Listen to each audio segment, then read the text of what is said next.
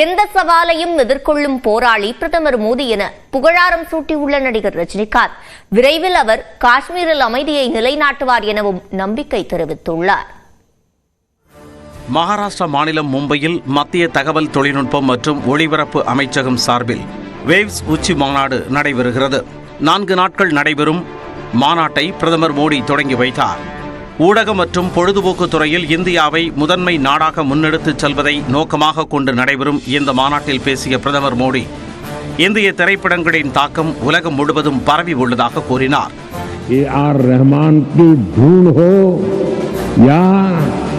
राजा मौली की महागाथा, हर कहानी भारतीय संस्कृति की आवाज बनकर दुनिया के करोड़ों लोगों के दिलों में उतरी है. இசை, திரைப்படம், அனிமேஷன் ஆகியவற்றை உள்ளடக்கிய ஆரஞ்சு பொருளாதாரம் நாட்டில் எழுச்சி கண்டுள்ளதாக பிரதமர் மோடி கூறினார்.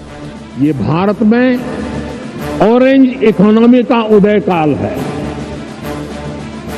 कंटेंट, क्रिएटिविटी और कल्चर, ये ऑरेंज इकोनॉमी की 3 धुरी है.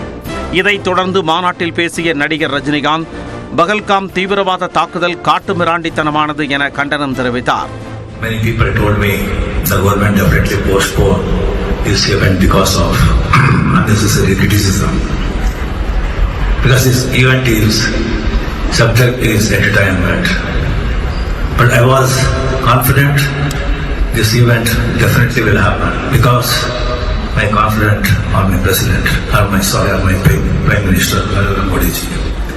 எந்த சவாலையும் எதிர்கொள்ளும் போராடி பிரதமர் மோடி என நடிகர் ரஜினிகாந்த் புகழாரம் சூட்டினார். He is a fighter. He will meet any challenge. He has proven it. We have been saying it for the last 1 decade. Even this situation also, we will face it bravely, gracefully, and bring peace in Kashmir and glory to our country.